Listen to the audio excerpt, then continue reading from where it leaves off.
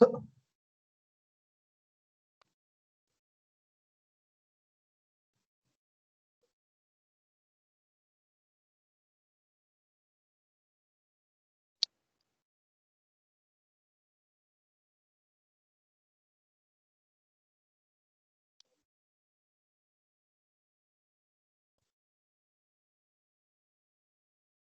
11:30 we will start, sir. PPT, shall we check it, sir? Sir? Adam, I'm trying to share it. So what should I do? You can find one arrow mark near the icons. Is it Video, visible, audio. madam? No. Yes, sir. Yes, sir. It's coming, sir. Okay. Move. Just move the slides, sir. Yes, sir. Moving. It's scrolling, right? Yes. Scrolling, sir. Yes, sir. Thank you. No problem.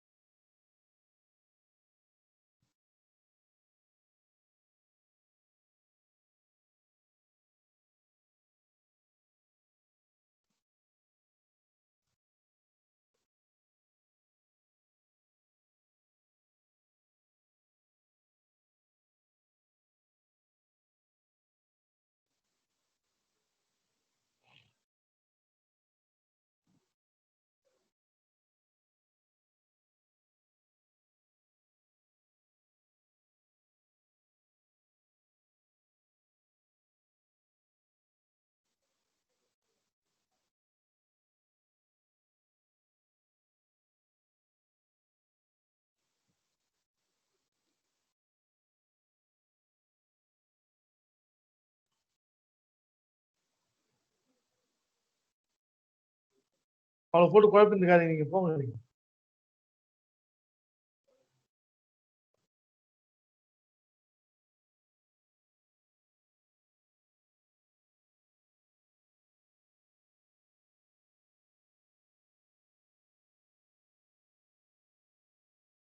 Now the time is last.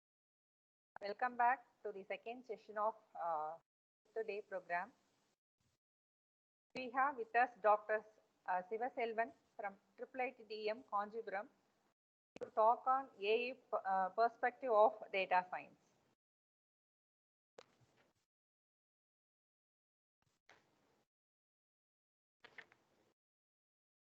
He did his BE in Computer Science Engineering from Bharatiyar University, completed his MTech in Computer Science and Computer Science Engineering IIT Madras. He did his PhD in Computer Science Engineering NIT Trichy. He was the recipient of All India Council Technical Education National Doctoral Fellowship during the period 2004 to 2007. He was the recipient of All India Technical Council Education's Early Faculty Induction Program Fellowship EFIFP during the period 1999 to 2001, and he was sponsored by Department of Science and Technology and Council for Scientific and Industrial Research, New Delhi, to present paper at the 20th Canadian Conference on Artificial Intelligence. He has published in many national and international journals. I cordially welcome Dr. Sivaselvan to take care of this session. Over to you, sir. Yeah, thank you, madam. Thank you for the kind introduction. So, very good morning to all participants of this ATEL workshop on data sciences, right? Coordinated by Dr. Brinda madam, right? Under the aegis of Sai Ram College.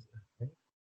So the talk title, right, is actually pitched as an application perspective of data science, right, and mainly from an applied AI perspective. So my intent is basically to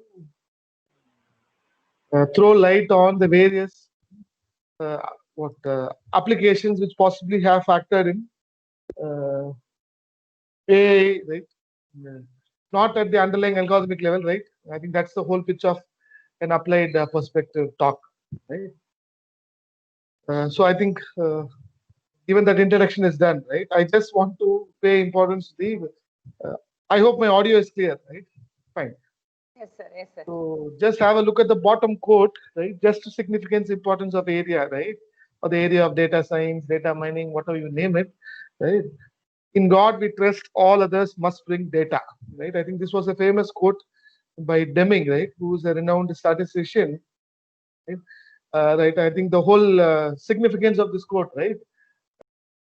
We actually God, if he comes without data, right? Rest all should be coming with some amount of data, right? So that data can translate to anything in your real life setup, right? And this quote, right, possibly connects with your other quotes such as data is a new oil, data is a new money, whatever, right? Famous quotes are there, right? But I think why I stick on to this or start out with this quote, right? It comes out from a statistician, right? So I think that's the I think the first layer of data mining, data science, right? It requires people from uh, statistics, or it requires concepts from statistics, and a whole gamut of AI techniques which you will also be exposed to in the talk, right? The next slide I'll quickly rush through, right? Because I think somewhere I did see, right, in an online setup, people who should have a clear idea of the face whom they are uh, listening to, and a quick brief on them, right? I think madam has already got briefed upon the other points, right? You can visit my institute page to have more details, but that's been my data path, right? But at least for you to have a quick, a clear look of whom you are listening to, right? That's the purpose of the photograph there, fine, right? But I think the current photograph is much more noise corrupted than this, right? Fine, right? So I think there is no major significance of that slide, right? This slide, right? The leading portion of the talk, right? I'll be focusing on these three terms, right? And these days people tend to use the one in place of the other, right? Everything is AI. They also treat it as ML, data science, data mining, and the new jargon of data analytics, big data analytics, many more terms, right? But the problem is they don't pay. Each actually has a significant. There is some similarity in each of them, right? But each of them they also do have an exclusive trait as well, right? So my whole purpose of this session, right, is for you to clearly understand these or clearly appreciate the difference between each of these famous terms, right, in the CS literature of late, right? So AI, which stands for artificial intelligence, ML is for machine learning, and DAs I use it for data science, right? That's what I said, right? Each of them will borrow techniques from statistics, right? Many more areas as well, but there is some exclusive trait which actually differentiates one from the other. Okay. I don't know. This is not the standard textbook perspective. This is my appreciation of, right, the various areas, right. AI, right, artificial intelligence. I view it as the mother of all, right, which actually was the root branch or root area in computer science. And what was the whole purpose? I think this is possibly the fifth day, right? It's a Friday, right? Having run an ATEL workshop myself, right? So you are possibly on the last day of the workshop. I think we had some slotting constraints, right? So I think you should have been exposed to enough amount of deep learning, right? Classification, clustering, all that stuff would have come, right? So, but where I think it is you will find literature which comes in AA as well, MA as well, or ML as well, and data science as well, right? So my whole intent is, are you really comfortable in using these terms in the right place and in the right way, right? So if you look at artificial intelligence, the first bullet, right? So I think the term was coined out, or it came out from the existing or the real life notion of intelligence, right? So human beings, right? We are deemed to be intelligent. So what is the whole objective? Can I make the computer also to be as intelligent, or to be as close as intelligent possible to the human setup? Right? So the whole intent was, can I impart external intelligence into the computing setup, right, to respond the way human beings do? Okay. Right? So by then, this notion of programming, all that stuff had evolved much, right? And the whole point was, can I actually have my applications respond intelligently as human beings do, right? So that is why they termed it as artificial intelligence, right? So incorporate the human intelligence aspect. Not 100% mimicking is possible, to the extent possible, right? I think that is where various measures kick in, right? All that stuff. But at least larger interest was, can I have an artificially created setup, right? Or can I have a computing setup which will respond intelligently to the human being requirements? Okay. So that's the first definition of. But to be a bit more technical, right? You can view AI as an area which attempts to learn from data. I think this is where, right, AI, ML, data science, everybody operates on data, right? So AI focuses on, AI as a technique, AI as an intelligent area, right, will focus on learning from data. Uh, what will it learn shortly? We'll see, right? I'll call it as knowledge, right? It learns from data, and what is the purpose of this learning exercise? To make futuristic decisions, or to make decisions, arrive at decisions. Even current decisions are possible, right? I think the best example for AI, which started out, right, from an application perspective, was that chess playing game. And I think chess is actually an excellent case study for AI algorithms. Reason being, given the current configuration of the board, right, chess board, I mean, multiple moves possible, right? Pick the optimal one. Look at the past game histories, right? So I think the plenty of combinations will come, right? So that is where I think, if I'm recalling right, I think I don't have that example of the slide. I think it was a Deep Blue. Currently you may have other versions. I think it was called as Deep Blue, which actually what was pitted against Anatoly Karpov, right? I think during my student days, right? Karpov was a famous chess player from Russia. Anatoly Karpov, if I recall well, right?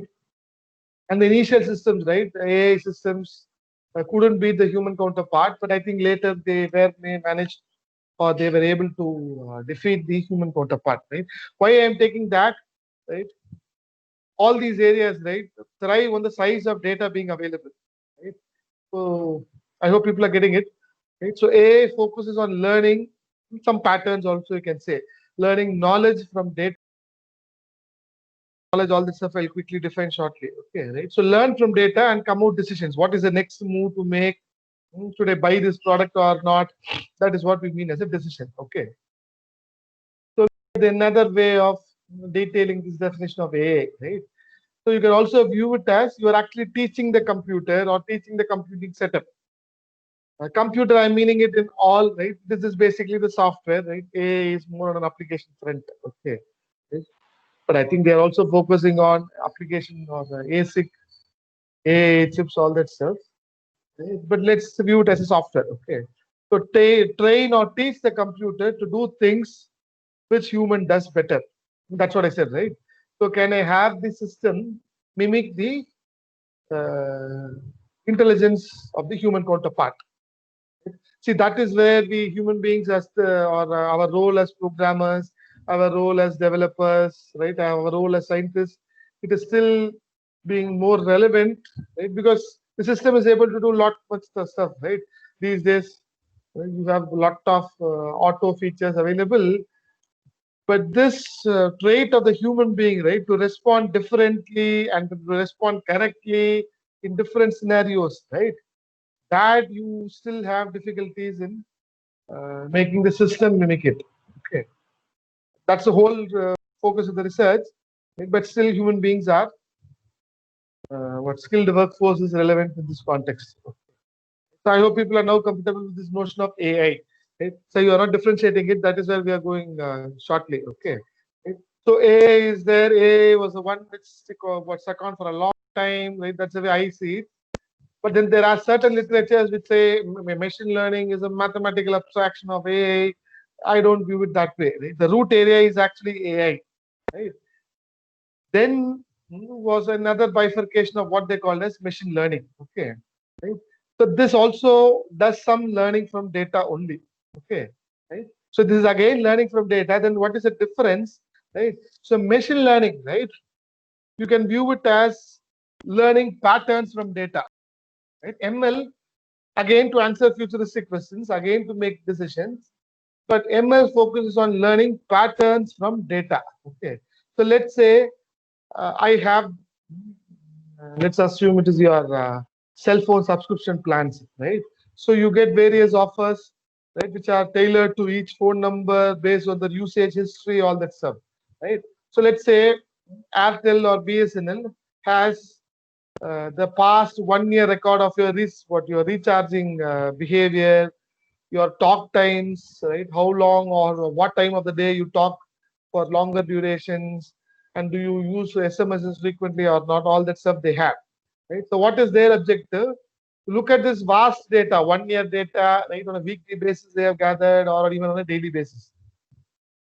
So look at this data and try capturing some patterns, capturing some behaviors, right, which is common, right, on a 1 year basis, on an average basis, as we call statistics. Okay. I hope people are getting it. ML focuses on learning patterns from the data I have observed, or I think that is what we call as the historical data or history data, as we call, right? The past data about the domain or past data about the user is typically called as uh, training data, right? You can also call it as a supervised data. We'll come in there. Okay.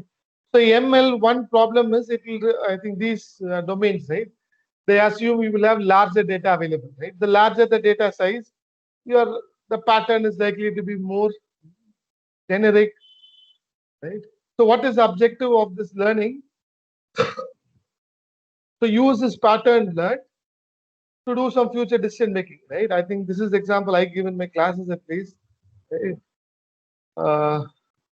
Madam, can we make it interactive, or should it be towards the end? If people can respond during my session itself. Can the chat be enabled, madam?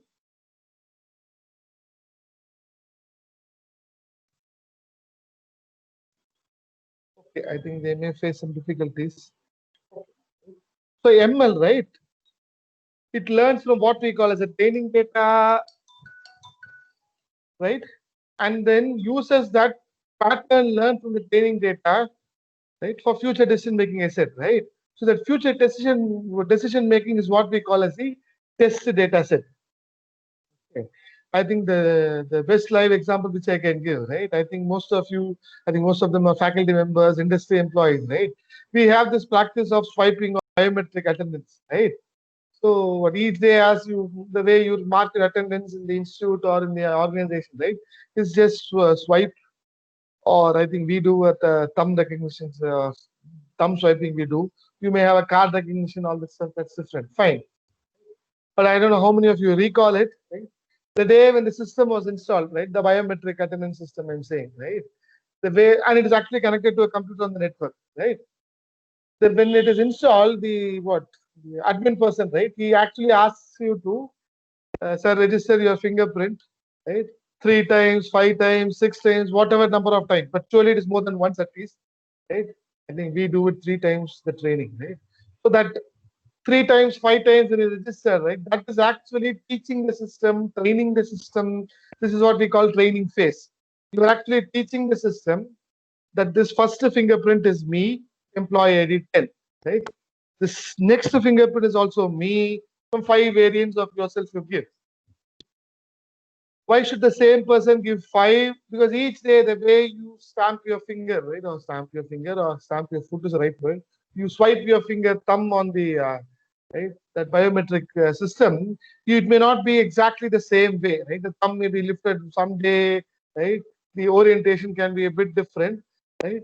So that is why they ask you to do it in more than two. At least we do 3 times. You possibly would have done it 4 times as well. Okay, more number of times, I mean. Okay. But I hope people are connecting the application perspective, right? So what were you doing? You were actually setting up the data for the system. This is me, this is me, this is also me, right? So 3, by the way, this input, right, goes like an image, right? Your image of the thumb's fingerprint.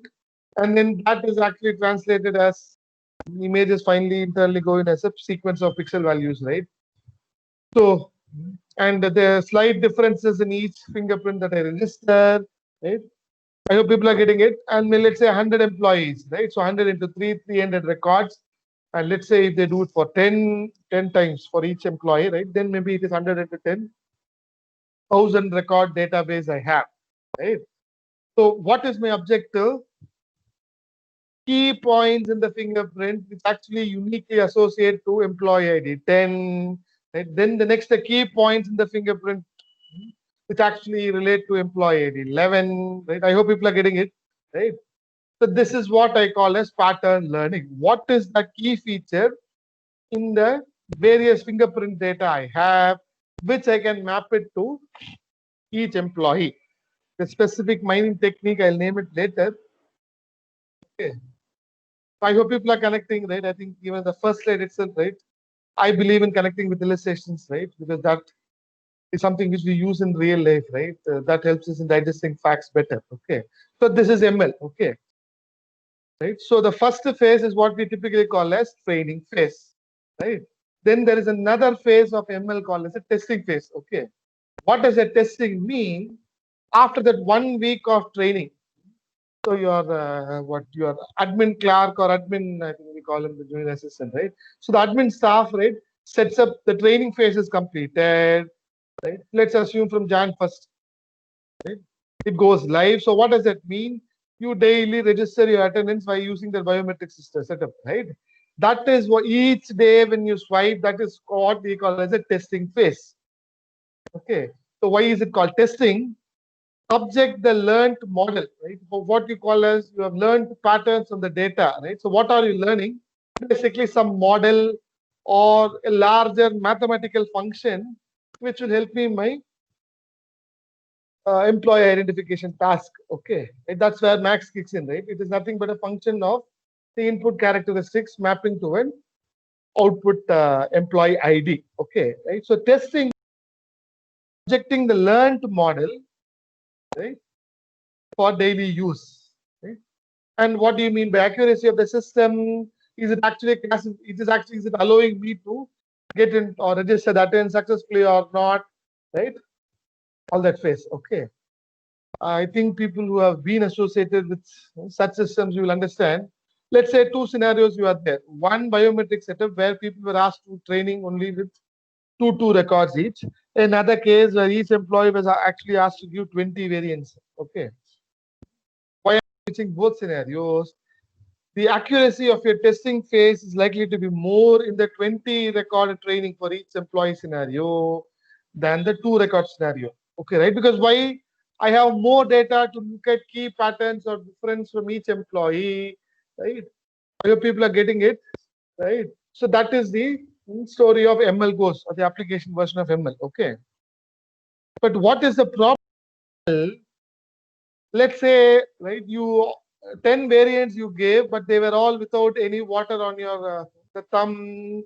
There is no oily restriction. Or I think some, right, stark variants which the system has not been trained. Okay, this is what we call as unseen data, right? So let's say you are drenched in the rain, right? The hand is fully wet, and then you try to register, right? I am presuming, right? Maybe the image processing people may connect well with what we call as noise, right? But for the system, right, that is also an input, right? But this may not be a pattern or this may not be a data for which it is learned a pattern, right?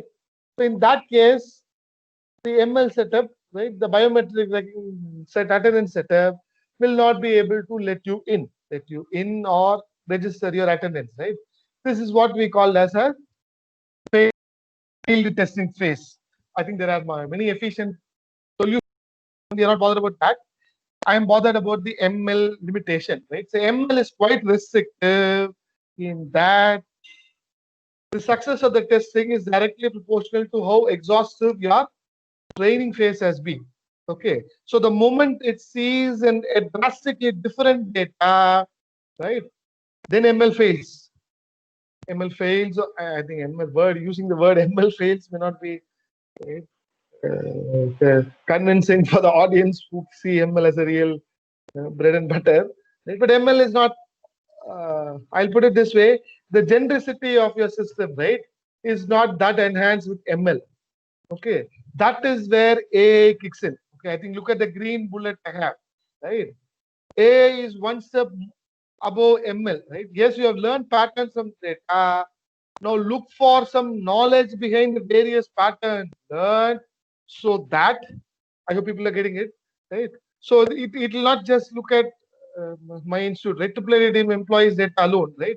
Let's say you look at also employees attendance in a lathe, right? So let's say some mechanical setup, right? Mechanical engineering setup where people's fingers will be greasy, oily, right? Or some place where they are involved in water handling, right? So take all such records, then you will have more patterns to learn from, right? Are you people getting it, right? So the data is diverse, and in fact, you can even pitch it as data coming from multiple similar domains, right?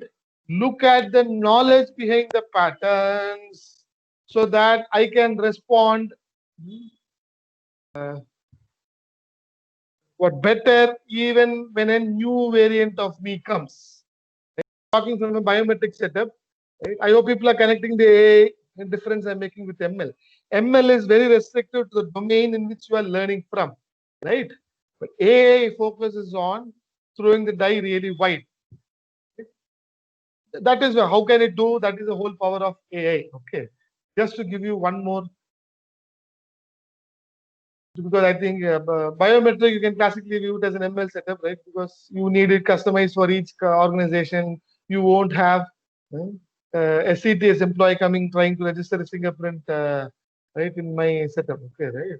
I think Aadhaar, right? I think Aadhaar, which is system, what the government is prevalently using fingerprint recognition, all this stuff, right? I think at least I've seen my father facing the difficulty. Old people have the fingerprints almost gone, right? It is very dim, right? I think 5 fingers, right? It's all the accuracy rate is not really high, right? The problem is it is very highly restricted to the specific data. They're not throwing the die wide. Okay. One more example from an educational perspective.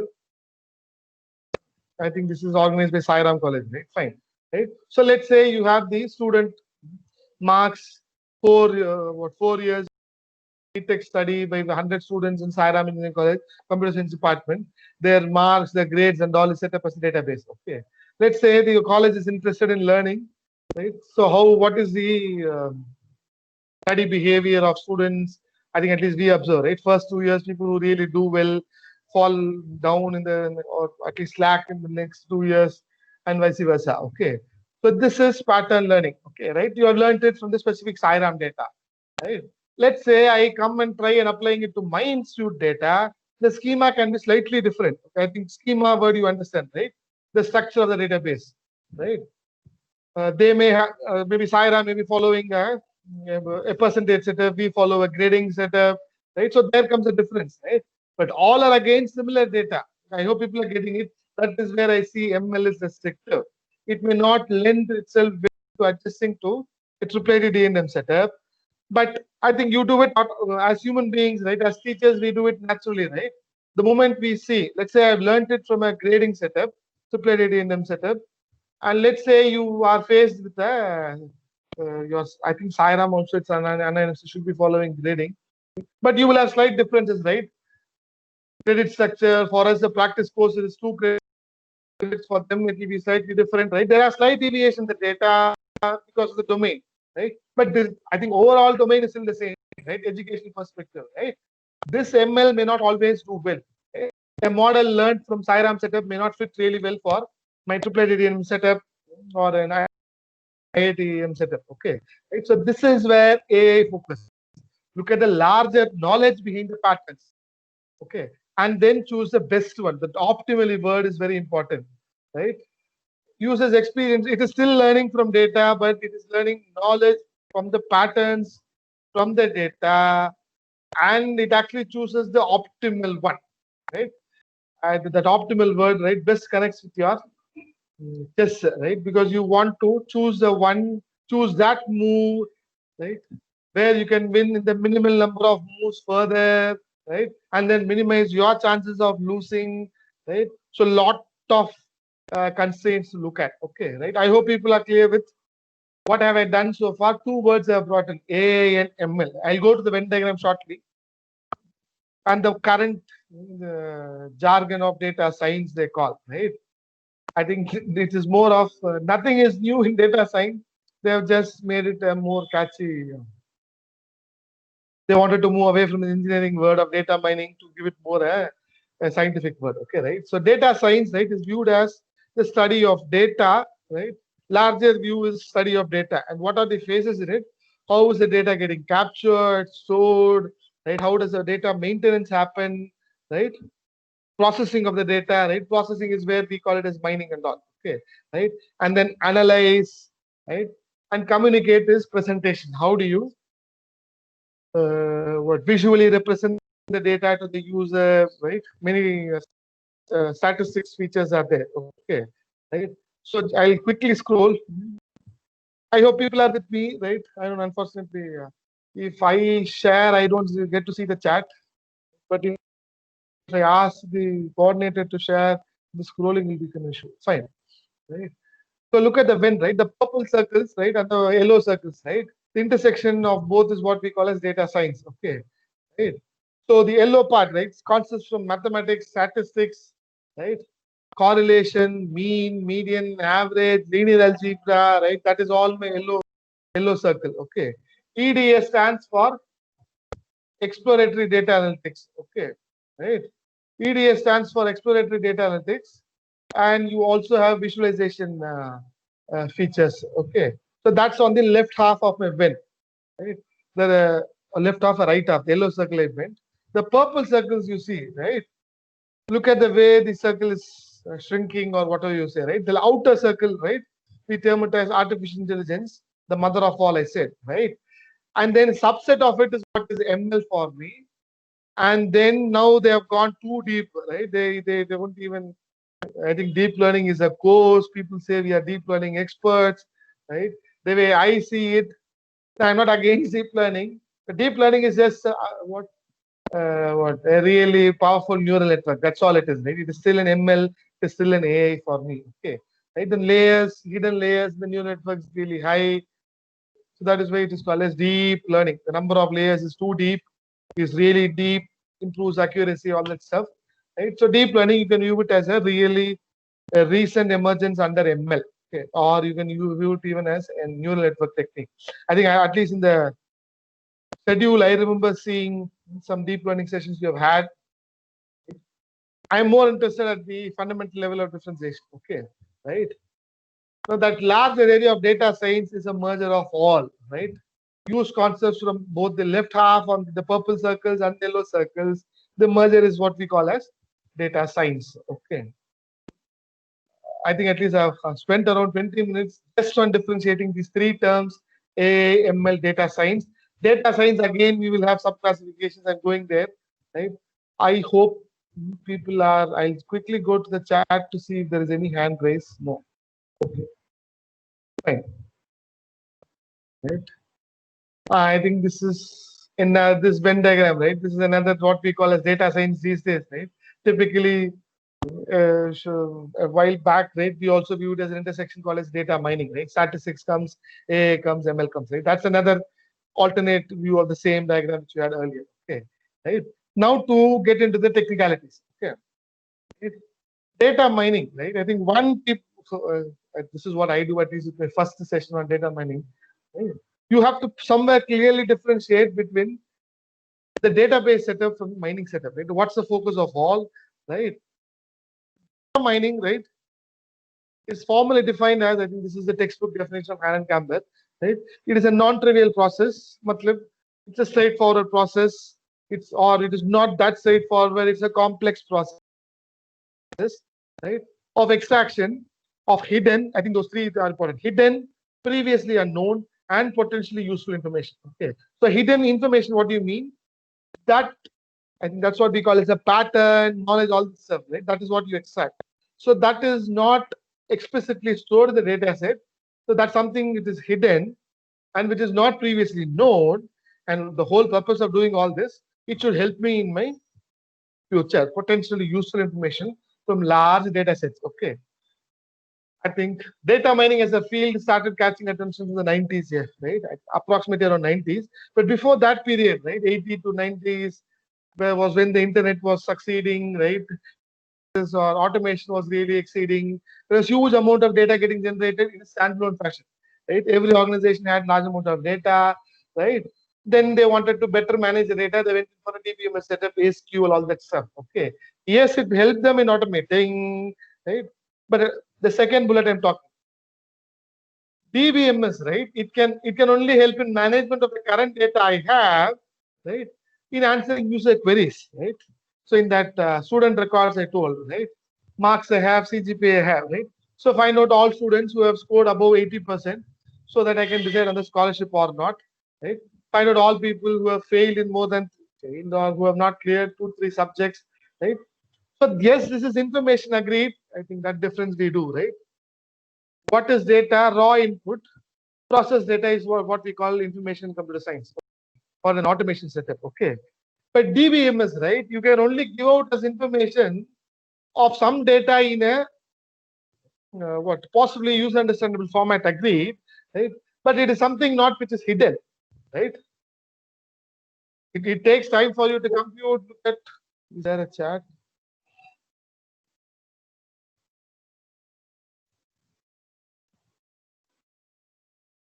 Okay, because I heard a noise fine, right?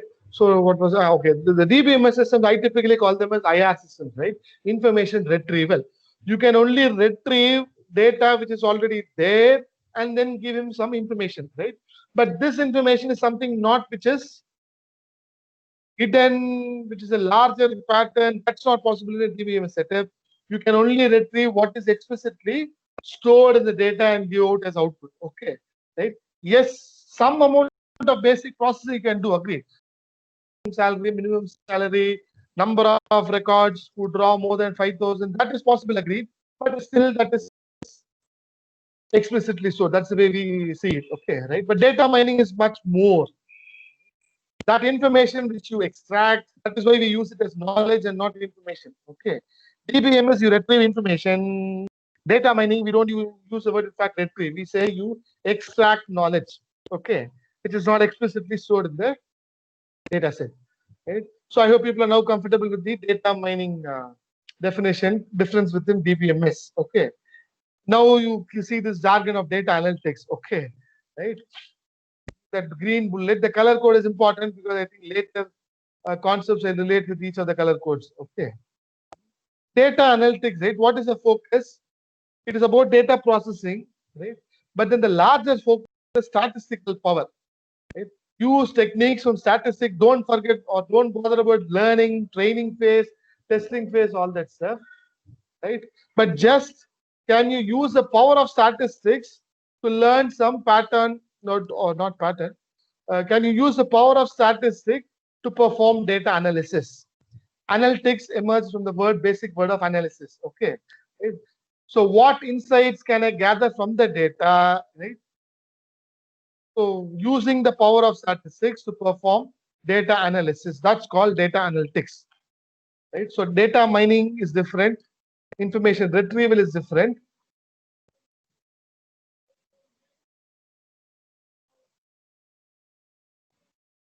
Data mining we have seen, data analytics we have seen, big data. Okay, I think that is another recent jargon, right? What is big? The database is already big, right? Slowly, the way it has evolved, right? I think data mining thrived as an area, right? When you had standalone databases, 1,000 records, 10,000 records, all that stuff, fine. But these days, right, the percolation of the internet is such that data comes from distributed domains.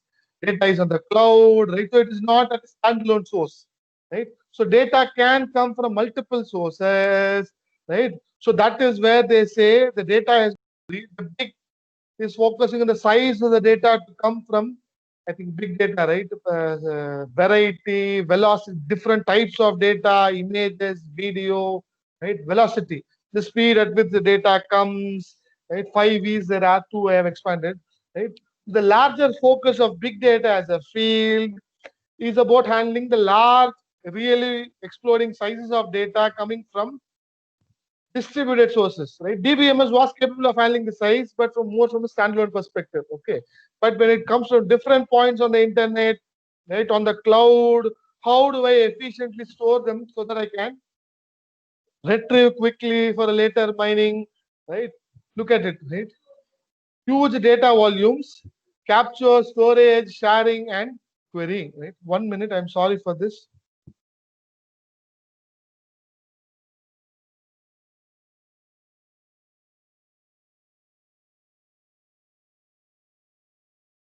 Okay, right?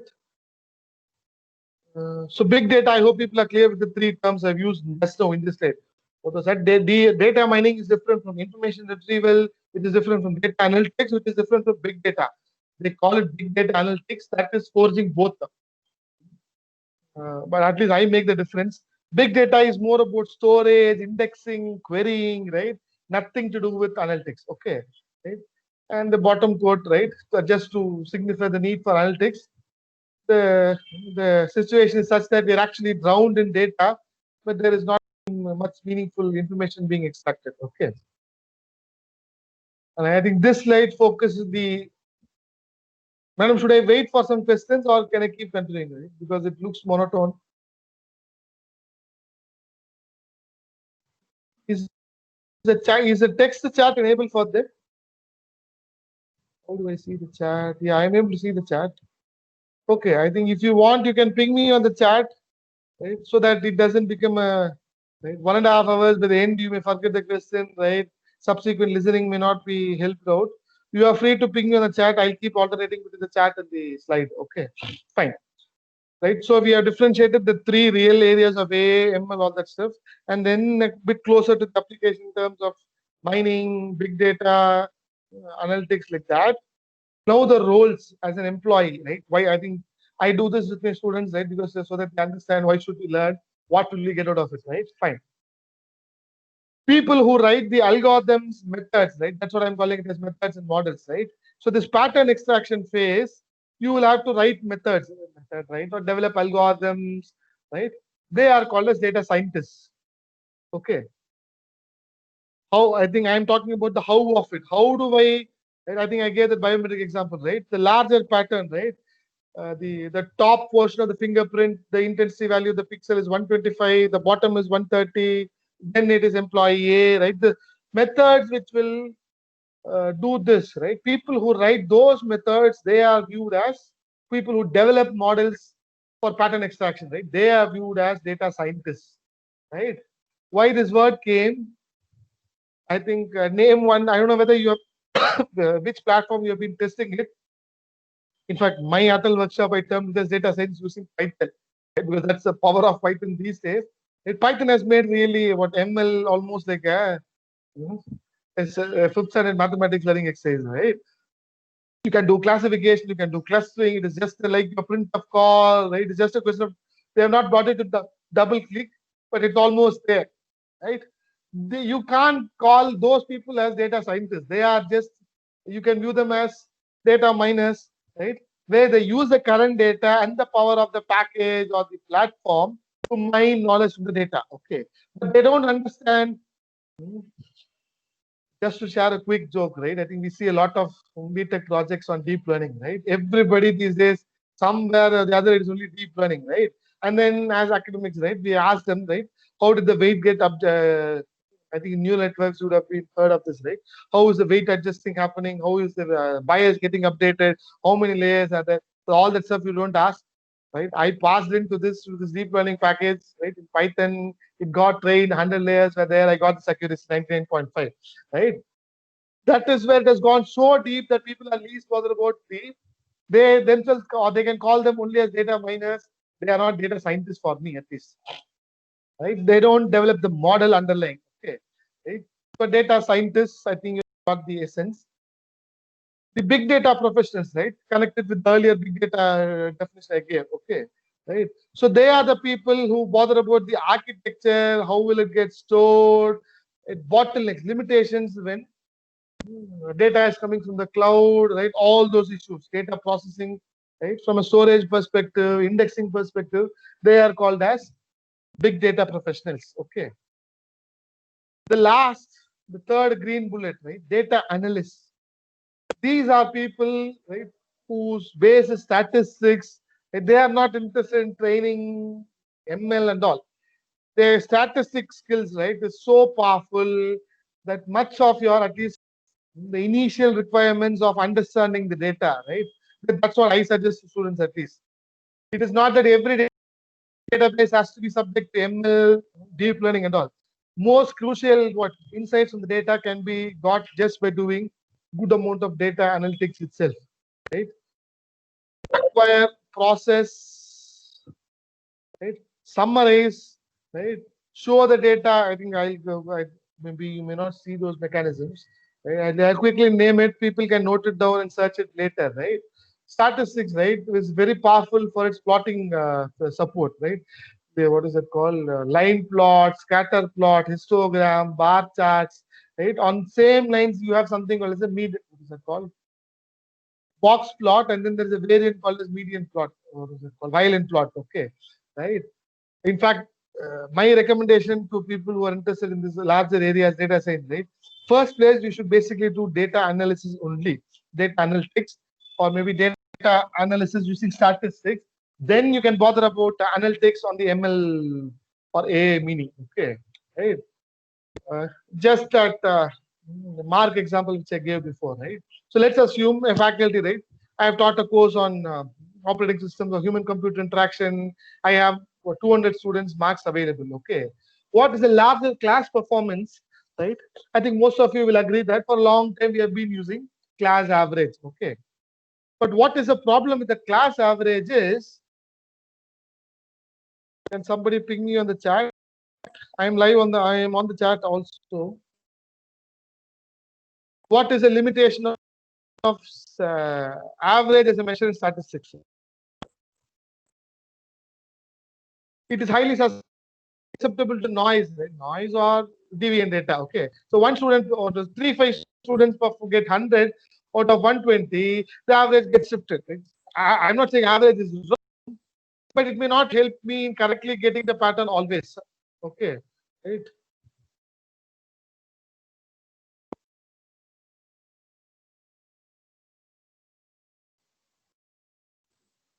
Right? Okay, that is where I think what am I talking about. I hope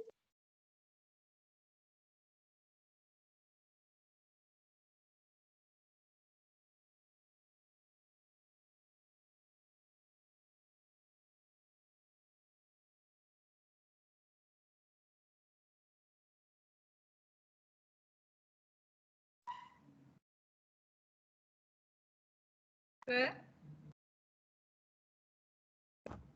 Sir, are you there?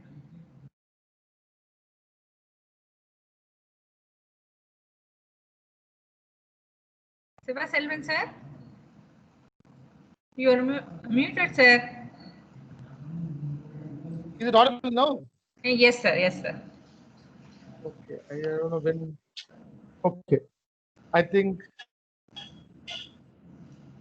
Okay, I hope people have got the larger. Okay, what did I do in this slide? Majorly, data scientists, right? So people who write methods, right, to extract patterns from data, they are called as data scientists. I'm repeating, right, so that that muting does not undo your either. Okay, so data scientists are people who actually focus on underlying methods to extract the data. How will they differ from data miners? Data miners are those people who just use packages in Python or whatever is a platform to just extract the or to get done with their task. They will not bother about what is underlying strategy. They are just data miners. People who use Python to do my data pattern extraction task, I call it as data miners, right? But people who write the method, people who write those packages for later people to use, they are called as data scientists, big data professionals. Okay, they are the people who bother about the storage issues, all that stuff. Okay, and then data analysts are statisticians, right? Who focus on tapping the power of statistics, right? Correlation, many kurtosses, many statistical terms are there, right? Okay, I'm just repeating. I know it was unfortunate here, right? So this is the problem of this work from home syntax. Fine, right? Uh, People generally feel we have to go for deep learning straight away. Not the case at all. You can get most of your understanding of the data tasks done with a good amount of data analysis itself. Just use statistics. This number I give is just a random one, but just to pitch the importance of analysis as a whole, percent of your requirement of understanding data can be best achieved using simple statistics, right? You don't have to go for deep learning always, okay, right? Why are you so against deep learning? People don't understand underlying concepts, right? How many layers are there? How do the weights get updated? Nothing they are clear, but then they're using deep learning to get their work done, right? I don't know how many of you are okay. So what is this called as? There is a current area emerging which is called as explain. That's the curse of deep learning. The way I see it. Okay, right? Explainable AI they call, right? They have started getting accurate results, 99.8% accuracy from deep learning models, but they don't know why it is giving. Right? The medical community, they are not ready to believe. Yes, you are giving accurate results. Why is the system doing it? They don't know why things are happening. Now they're trying to understand why system is giving the result it is giving. Right? That's the way deep learning is evolving. It is bottom up. It gives out the results. Now it is trying to understand why it gives. That is what they are calling it these days as explainable AI. Right? Because doctors are not ready to believe what the engineers give. They want proof. Your accuracy is great, but why is accuracy great? All that stuff.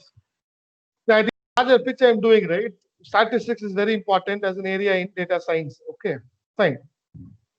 Just to quickly wind up on this application front. Okay, it, the last two bullets, right? This is about the areas, right? So search engines, right? Google, whatever search engine you look at, right? They are actually coming up. I think it does some prediction, right? The moment you type Google predicts, right? Did you mean this? It returns the most relevant pages, right? So that is data science for people who develop search engines, right? Or search engines will require data science concepts. People who are working in the finance sector, right? Stock market, right? Why am I taking finance in stock market? The value of the stock keeps changing by the minute, by the hour, right? So you can't live with the traditional DBMS setup, right? You need big data platforms to better organize the data. How is the stock performing in a quarter, in a half yearly year, or a half yearly setup, annual setup, right? Varied views of the same data, right? This your big data concept will be really helpful, right? So search engines is data science, finance is big data, right? Healthcare, right? That is what we call as healthcare is typically called as analytics, okay, data analysis, okay, because they are more interested in. No, I'm not saying healthcare you can't do ML or something, but predominantly they will be more interested in the the summary of this patient records. Right? I think I talked about Vox and violin. I didn't go further, right? That mean example which I gave, okay, right? If I'm interested in understanding the larger class performance, there is a plotting mechanism in statistics called as box plot. It look like a box. Just go and learn about it, right? Which works the median. It doesn't take the average, but it works the median of the data. Okay, that is actually helpful in understanding dispersion of the data. Dispersion is another powerful measure in statistics. Okay, I'll put it in the chat.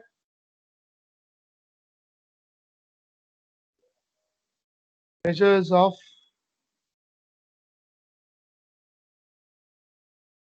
And I hope my chat is also coming in so that people are able to see it. Right? We call it as measures of central tendency and dispersion. Mean, median, mode. Then you have right kurtosis. Right? All this. Right? This box plot, right, it helps me even understanding the dispersion around the median, right? How much is an outlier, right? Just you represent it as a box plot, you can quickly understand what are the outliers, that you should not bring it in as part of larger analysis, right? And then they also came up with a violin plot. Okay, violin is actually a better version of a box plot where you can even understand the modality of the data, mode of the data. Is it unimodal? It is bimodal, trimodal, right? All that stuff, right? Uh, I know I'm not teaching box plot, right? That requires a class. You can do excellent inferences just using statistics, right? In fact, in the ML circles, right, even this usage is there. Descriptive, predictive, inferential. Okay, descriptive is what I'm telling you all this. Just the plotting mechanisms, just the statistics power, that's descriptive. Predictive is where you relate MLA and all. Inferential is where you use the hypothesis testing, based testing and all, right? You make some assumption and then you test whether it is true or not. ANOVA test, all that stuff, right? Analysis of variance they call, right? Variance is one more powerful measure. Standard deviation, right? So statistics is really powerful, right? And that's my repeat again and again, right? You can do hell a lot of good understanding the data, even decision making you can command with just a proper statistical understanding of the data. Okay, right? Then you can do ML, that's different. But okay, I'll wind up with that application very quickly. The skills, right? So these data scientists, right? They will use ML concepts. ML, I mean conceptual, with supervised learning, unsupervised learning, classification, clustering, and then maybe they create packages in Python, right? Data miners, they just use this Python packages which somebody else wrote, okay? And then on the big data front, right? Java, right? MongoDB, temporal data set, right? The scale architecture, right? That is useful from the storage point of view. Okay. The analyst, right? My recommendation would be Python is really good for ML testing as a data miner or something like that. R is really powerful for statistical understanding. Okay. Python, you can do statistical understanding. I'm not saying no, but the R basically came out for statistics first. Right? You can do ML even in R, that's different, right? But the dominant support, right? R is good from a statistical perspective. Python is great from the ML or AI perspective. Okay, right? I hope this slide helps, right? For at least the beginners, right? What should we learn? Because you can't be a jack of all, right? So you can possibly look at what fits your qualifications, right? What fits your taste, right? All that stuff. And the most valuable player, right? Students, right? They sit with this mentality in the class, right? So what is the salary, right? I think this was some survey from US, right? I think it was dollars, right? So per month or per salary year, you go and calculate it. The data scientists carry the larger share. Then comes uh, your big data person, 88, and then comes the bottommost the data analyst. As always, right? The really powerful statisticians. I think what is not a demean. The possibility is the supply chain is more, right? I have larger supply the statistical pool compared to the data science pool. Okay, right? I think I have time till 1. Right? I am okay. I may not be able to go through all slides. Right? I think that I muted to give some instruction not to make noise, and then I forgot to unmute. Classical problem with the faculty. But I think whatever was that muted portion, right? That I've repeated actually, so that the audience connects the session. Okay. I think sir, where is the application flare coming in? Okay. I don't mind extending. I know, sir, it's a pain. Can at least in the room ping me in the chat box. Because I think as a teacher, right, we are desperate for facial reaction, which is not happening, right? I agree. Some text chat at least. Are people clear with the differentiation we did, the application pitch? Is that clear so far? Somebody can indicate to me on the chat box. Okay, some names I see. Kavita, I see. Tapas Kumar, Kayalvi. Right? Somebody can ping me, right? Have you understood the larger pitch so far in the session? Differentiation of A, ML, data science, analysis, mining. Good, very good. I'm happy. Pavan Kumar or what full name is not coming. Thank you, sir. Right? Now, the reason I ask is right, at least some interaction should happen. Otherwise, it becomes right that what we call in the Hindu mythological as Kalakshepam happening, right? Ramayana, full story recited, and then finally somebody asking right, who killed whom. Okay, good. I'll go to my slide.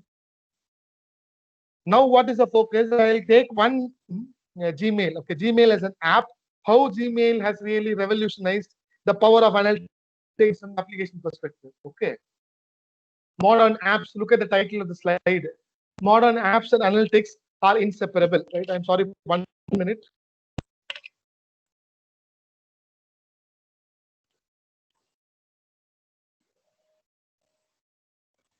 Sorry, quick water break. Right? I don't know how many of these days you, I think I will have some senior faculty as well in the room, I understand. Right? Gmail, right? My recall is, I'm quite old, fine. So my recall is it started around 2004 or 3. Okay. And then I think the first famous email service provider, can somebody ping me there? What was the first famous email? I think the senior faculty in the room can possibly ping. What is the first famous email service used for, I think around 2095, 98 and all? Hotmail, right? Hotmail was really hot those days, right? If you had an Hotmail account, you were a privileged audience, right? And what is the Indian connection with Hotmail? I think it was an MTech project of Sabir Bhatia, right? Who was an MTech student at IIT Delhi. I think a lot of Indian contributions have been there, fine, right? Unfortunately, he sold it to Microsoft, right? They made a hell of a lot of money with it, fine, right? So Hotmail, then there was Yahoo Mail, Lycos and all, right? Lycos I had, right? Hotmail, I had Lycos, okay. But you look at the how Gmail, these are all successful, but Gmail has, today you are not on the world if you don't have a Gmail account. You can possibly make the same, right? Even 4th standard students, online classes are happening on G Suite, right? I am the G Suite administrator for the institute, right?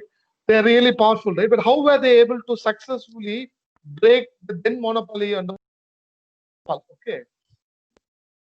I don't know how many of you recall, right? When Gmail came, right? And how many of you are aware of this idea? I don't know.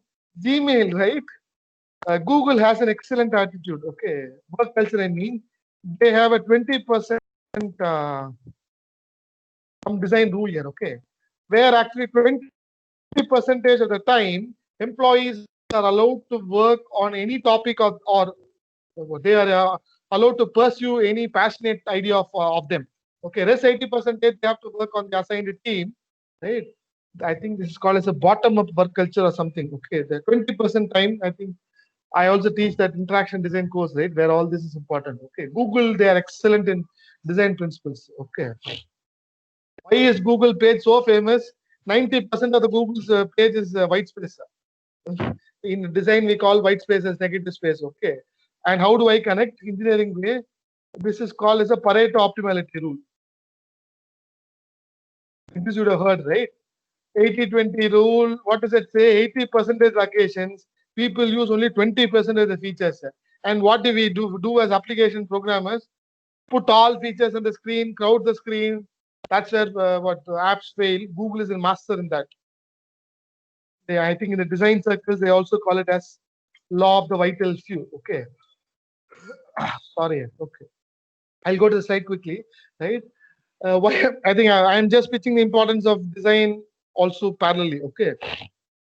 We call it interaction design. Okay. How was Google able to successfully percolate in that mail market? I mean, right? In fact, why did I say the 20%? Gmail idea was actually born in the 20% work culture only. Google, the top brass didn't think at all. Some bottom level employee, Gmail, Google Trends, Google Maps, all these are evolution from the 20% work culture, okay, or bottom of work culture they call, okay, right? The first thing I think, I presume I normally show this to my students, right? But I may have senior audience in this workshop, right? Initially, right, it was not as an automatic subscription, right? You can't log in, you can't subscribe to Gmail directly when it came out initially. Meaning, you had to know some contact in Google. I at least fortunately had some 2-3 students, right, who actually referred me. Okay, so what did they do? Maybe 500 or 1,000. I don't know what number it is. Some 1,000 trusted users they gave the app, right? Some 6 months, right? If I remember well, I think it was around a year or something, right? They really tested the app with trusted people, gathered data, right?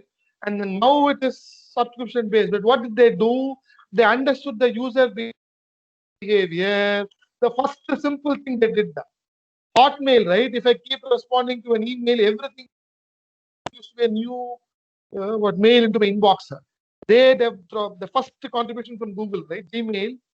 You see collapsing threaded conversation, right? I hope people are getting it, right?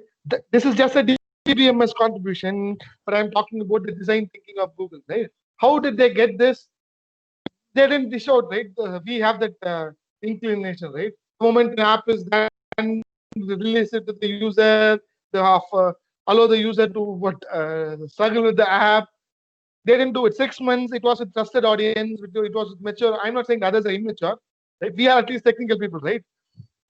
I hope people are getting it. So, in fact, the evolution curve of Google, right? I think that's an interesting case. There are books on how to use Google, how to use Gmail, right?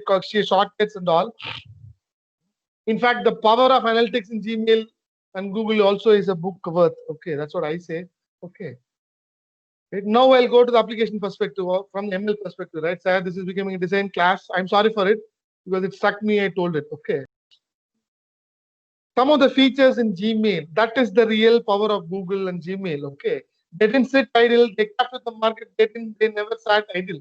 They kept inserting AI in many ways. Right. These days you have plenty. The spam identification. Okay. A mail comes, right?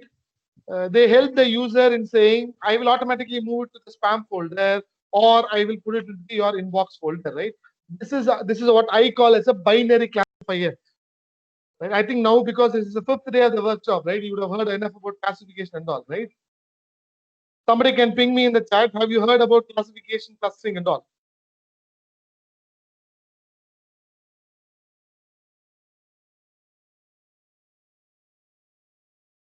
Right?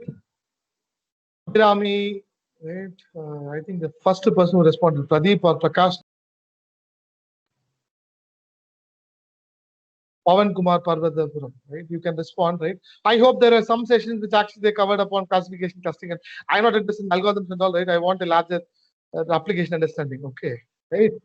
Gmail is actually using data classification in this process of classifying emails automatically as either spam, valid email, or a spam. How are they doing it internally? Some IP addresses, some words which are used in the email, right?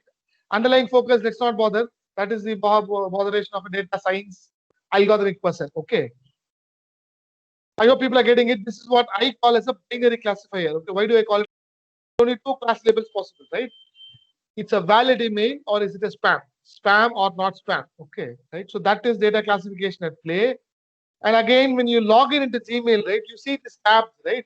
Primary sources, most your normal emails are primary, your social media accounts, right? Those pings are in social, right?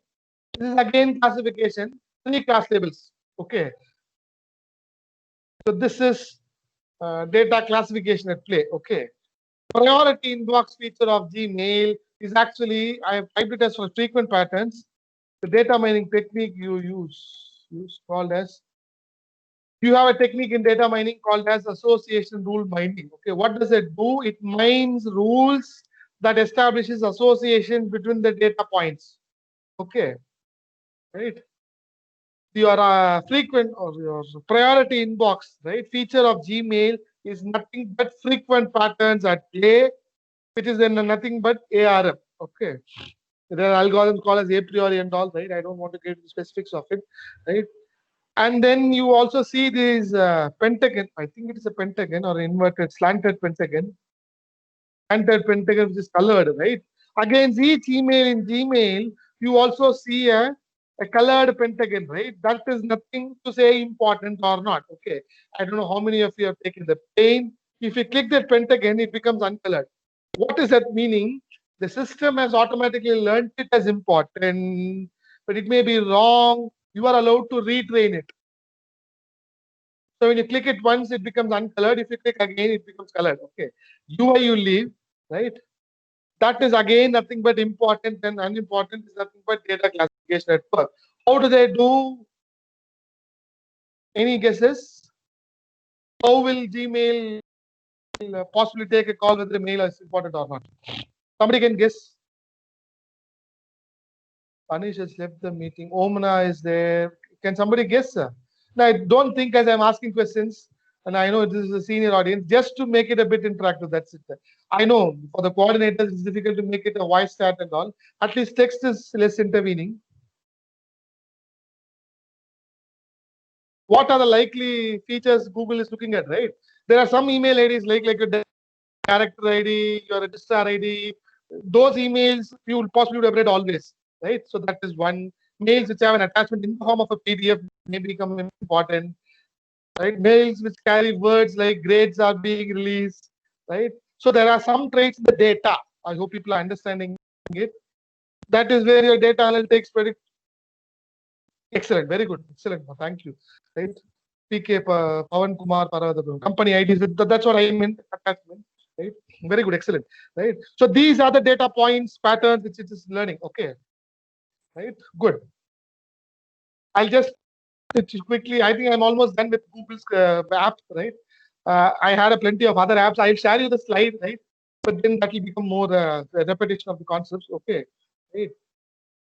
There is also one more technical clustering. Okay. Right. I had a really interesting, the last bullet I'm talking, okay. Google is also looking at all this here. Bottom quote, you look at what times of the day do you send mails frequently, what all email IDs you send frequently, you get it frequently. All this will also be used in priority inbox, that pattern establishing phase and all, okay. But I was in for a real shock once, right?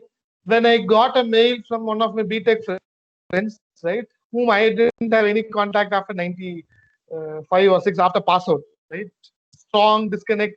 Both of us are we are not on WhatsApp or anything of that sort, right? We still live with the 1100 model of keypad. There is no active data between both of them interaction. Okay.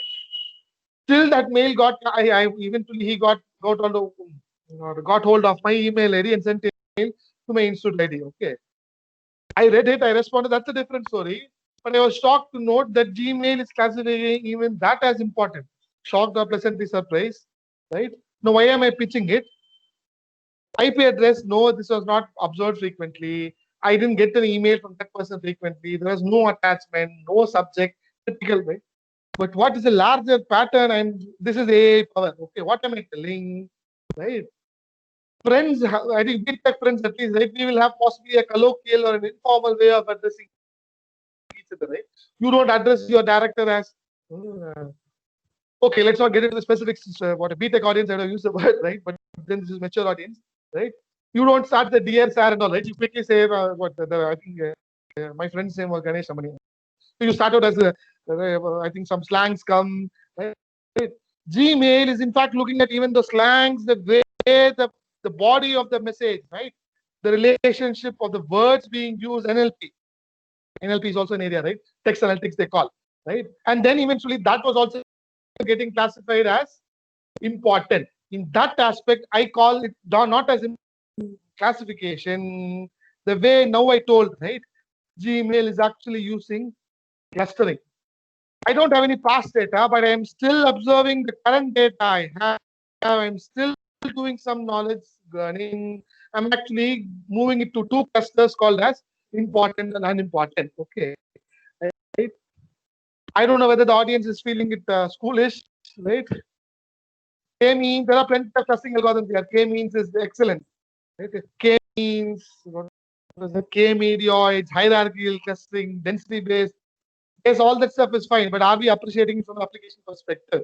Look at the thought process or the design part of Google, right? It's excellent, right? They are not just looking at the past data alone, they're even using totally unseen data to employ clustering. So clustering will be a case more for AI, I think you call it as unsupervised learning. ML audience, supervised versus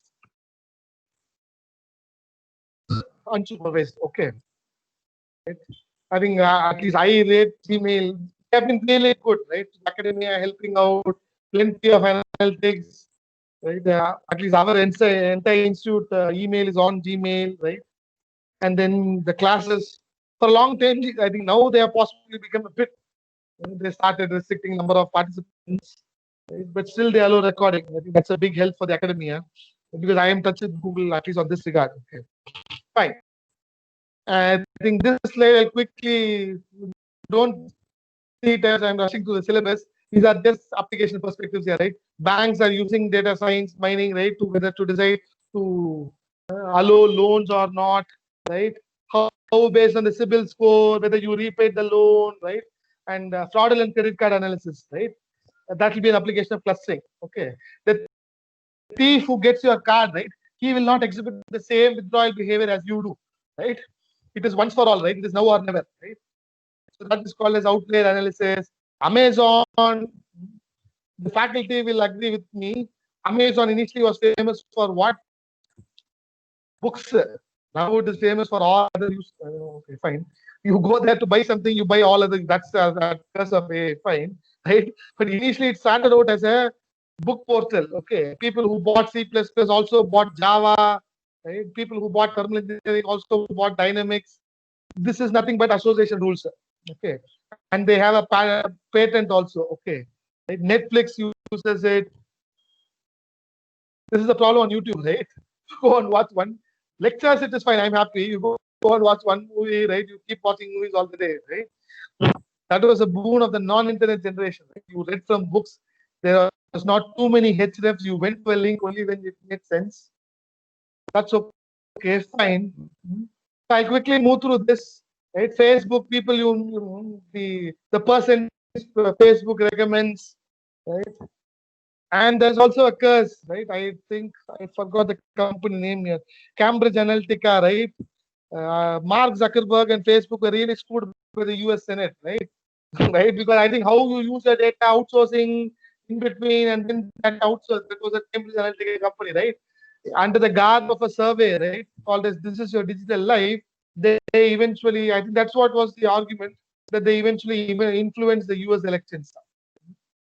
So I think analytics does have some amount of security issues and all. Okay. Healthcare, right? PV, okay, right? I at least tell the area, right? I'm not teaching PV, that's a course. The pharma industry, right? They are these days interested in using data mining to predict adverse reactions. ADR stands for adverse drug reaction. Okay. Right? So earlier days, I think even COVID scenario, right? They conduct clinical trials, 100 patients, then or animals first, then patients, right? That is happening. But the problem is that you are actually allowing for some 10 people to die, right?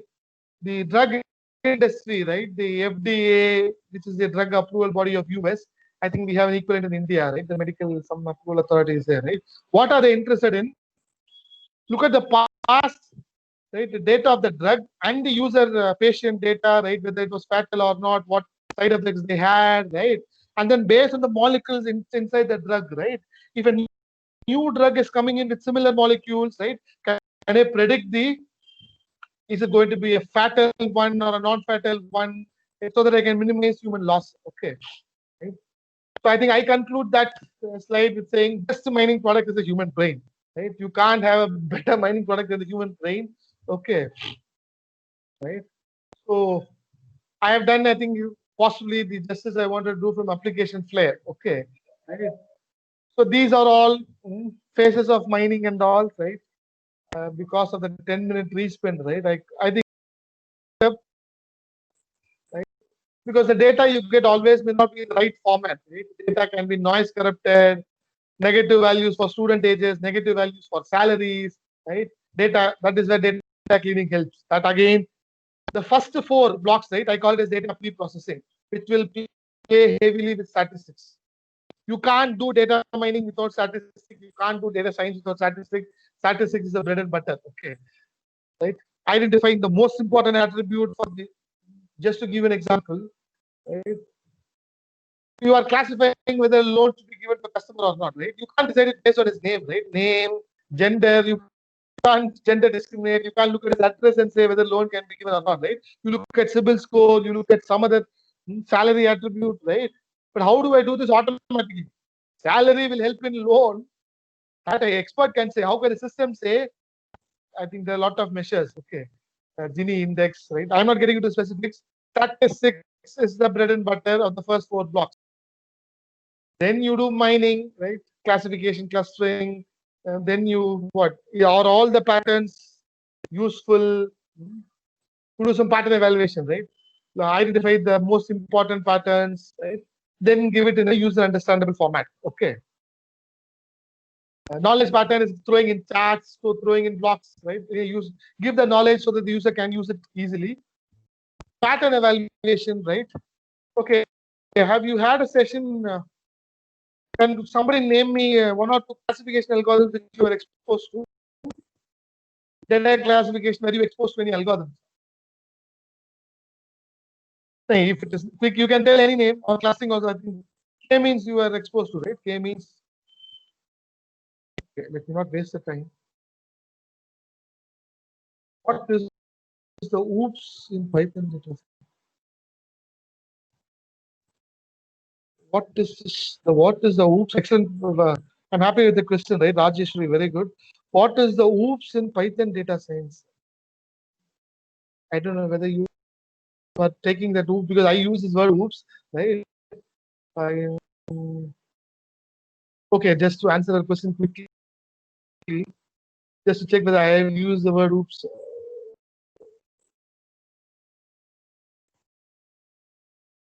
Okay, I have not used it. Okay, I think she's KNN, very good. KNN, yes, excellent. Thank you. Right. So those are classifiers, right? I hope you are okay. I am assuming it is a classical oops in computer science. Okay. Right. So maybe look at the object paradigm, object-oriented paradigms, which are much more data secure. Right. That's a separate discussion between C and C++, right? What is the problem with C? The thinking happens in terms of functions. Whereas C++ allows the programmer to think in terms of data, right? That's the way I connect. I am not related OOPS for Python data science, but they may do it because OOPS is actually more data secure. The focus is more on the data perspective. Why did I ask this question on? Okay, just to introduce to these areas, okay, right? Good, very good. K nearest neighbors, right? And eventually is a classification, good or bad, right? Accuracy, right? And if it is clustering, they will call it as elbow coefficient, association rules. We call it as support and confidence, right? Why am I bringing all these? Plenty of statistical measures again in output trimming, right? The pattern evaluation phase, right? I will use some statistical concepts to trim my patterns, trim my knowledge, so that the most meaningful I have. Okay. Right? Okay, I think each of this we have actually related it. Had time been there, I would have gone into each at least quickly. But each is actually a separate session for me. A separate 10 lectures I give in the course. Right now comes the most important point for me. Okay, personally at least. Right, we will not spend too much time on this, but these are all people who have actually made landmark contributions to the data mining area. Okay, Ullman. I know. Can somebody tell me, computer science faculty, right? Can you say what is he famous for? Really famous for compiler design book, right? But he has made enough contributions on the data mining front as well. Okay, Jeffrey Ullman, the DIC algorithm was for him. Okay, Rajiv Motwani. Okay, right? I think I give due credit to the faculty. Okay, he is no more. I think he passed away in a really unfortunate swimming pool death accident. Okay, accidental death, drowning they called it. Okay, it's Stanford prof. Why am I taking it? He was an Indian. He was a BTech from Kanpur or Kharagpur. I have forgotten over the years, but he was Kanpur or Kharagpur. I think it is Kanpur. Okay, right. He was a distinguished alumnus of BTech. Eventually, later settled as a data mining faculty at Stanford. He was a guide of Sergey Brin and Larry Page, who are they founders of Google. Okay, just to understand the power of Motwani. Okay, Rajiv Motwani, right? You just go and read the remembrance or the memoir which was written by the Google founders on Google. Just search Motwani, Brin quote or something you search. The words they use, right? Today, whenever you use a piece of technology, there is a good chance that there is Rajiv Motwani concept behind it. And that sums up the power of his contribution as a faculty in data mining. Okay, right? The reason I throw this slide, right? I think your coordinator may, what Vrinda madam may share this slide with you, right? So you can search. But my duty is to throw you the breadth. Okay, Jivai Hand, right? He's another famous UIUC prof who's also associated with Simon Fraser University, right? He is another famous person in data mining contributions, right? And then just to bring in that Indian justice, Dr. Sanguteva Rajasekaran, right? Who was MSc from IASC, right? Those years, okay, Indian Institute of Science. He is now a chair of computer science at the University of Connecticut. He is again famous for data mining contributions, right? For the data structures audience, right? The book on Sattas and Sahani, which you read, the co-author is Rajasekaran sir. Right? I actually hold him in high regard. He is again famous for data mining contributions. There you are biased teachers only, right? Just to do the justice of industry. Larry Page and Sergey Brin, next photo, right? So Kirti Ramanathan, right? I think he may have retired now, right? But they are all the people who actually established data mining in the Indian context. Okay. So Kirti Ramanathan from IIT Bombay, right? He was the person who brought this BLDP conference to India. Very large databases, a landmark person, right? Rakesh Agarwal was a famous a priori algorithm you have, right? He was the man behind it, 95 or some period, association rule mining algorithm. Okay, right? Amazon or Almaden Research Labs, he was associate IBM Group. Okay. He was also a Wisconsin Madison prof. Okay. So just search, you will get plenty of materials by them on the net. Raghu Ramakrishnan, right? I think these days he's with Yahoo. Yahoo is no longer Yahoo, right? I think it is Verizon. But he also is I think he was a BTech electrical engineering student from IIT Madras. Right? Distinguished alumnus again, phenomenal contributions in the database and the mining context. Okay. Jeff Bezos of Amazon, you're spending more time with academics, naturally fine. Right? WhatsApp founder, and this fellow, right? Fellow or the faculty, right? He is a student of Han. So Simon Fraser University again, right? Just search for more, right? You will get, right? I think you just search on Google, right? These terms will take you onto their course pages, their research pages, plenty of materials, right? I think some of my PhD theses are focused on the compression perspective of data mining, right? Some of my teams, right? This is my team's works, right? Fortunately, I've got excellent students who work with PhD, MTech, and BTech scholars, right? We have worked on image analytics to help in suicide tendency detection, right? Then video summarization. Your NPTEL videos you have, right? 15-minute lecture we can't hear, 1.5 lecture you're boring us out, half an hour summary, 15-minute summary, right? And a connected summary, right? That was one work, right? And then we are also working on some fake news detection. There is also one PhD scholar, right? Online social media data analytics. Okay, right? So that is, and I think we also work on PV. Okay, right?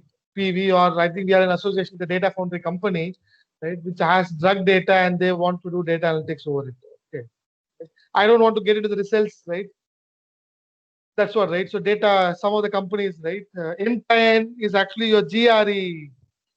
They do this grading, right? GRE, what is it called? ETS, right? It has actually outsourced its grading mechanism to N company, right? They work on automatic grading of essays, right? There was one team which worked on that. Then we also had some chatbot for Ernst and Young, okay, from the finance perspective, just pure statistics, right? The bottom images you see has got nothing to do with data mining. I think I know how many of you. The left half is the green colored ones are loading bars. The right image is captchas. Okay, right? So I also am interested in interaction design as an area, right? Captchas. People have come up with automatic captcha evaluators. Is a captcha useful, usable, right? All that stuff. I'll just kick that. I'll wind up, right? Just to kick that interest in design. Okay. How many of you have used Windows 8? just one or two things will make my day. Windows 8, I finished my data mining portion here. Windows 8 versus Windows 10, let's say. Not 10, 20, not 2010, I meant, okay. Windows 8, right? Desktop users, right? I think people will agree with me. It was a real art. I think that's what I call it as a treasure hunt, right? How do I shut down my system on Windows 8 on desktop? Some 6-7 clicks. People didn't know even where shutdown is. Okay. People hated it. Windows 8 was a miserable failure when it came to the desktop market, right? This is what in HCA in design perspective we call it as usability. Right? You are user friendly, great, agreed. I call Windows as a blue color operating system, right? Paint the screen, thick cobalt blue, slides, all that is fine. But how do I shut down, right? The first time in the end user, he literally loses his patience, right? And how did we do? Alt F4, technical shortcut way, right? This is what I call as usability issues in HCA.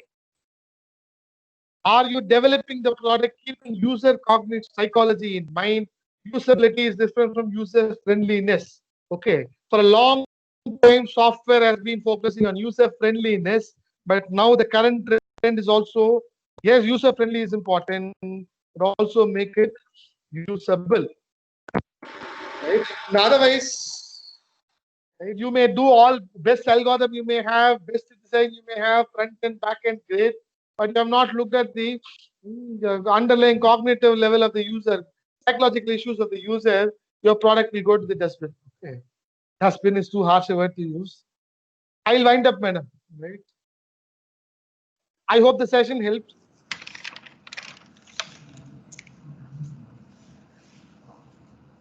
Yeah, I'll come to the chat box, right, so they can answer some of your questions.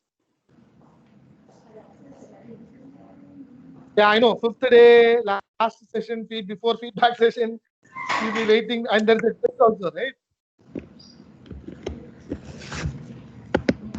If somebody wants to ping me on the chat, you can ping, or you want to ask what you can ask. Sir, thank you, sir. Madam, was a session apart from that muting issue? I repeated it actually. Okay. Yeah, So very was fine, a sir. Very nice presentation. Thank you. Because I wanted, because the audience should not lose the content. That was my focus. Very nice presentation. Right. I think you can share my email. Different topics actually very no one touched upon this kind of a topic in this 5 days FDP. Very useful and informative. Very useful. Because the reason I did it, right, because people are using all terms, but they don't demarcate the difference. Yes. Tiwari is having some questions. We can allow him to ask. Okay, sir. Okay. Is it chat or? Chat. You can put it in the chat box, sir. Or else you can unmute yourself. Tiwari, you can unmute, sir.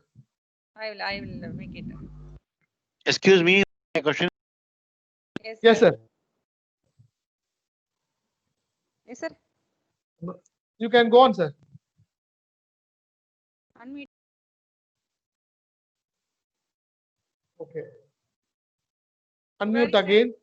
Unmute again, sir. Unmute again, sir. Or you can put it on the chat box, sir.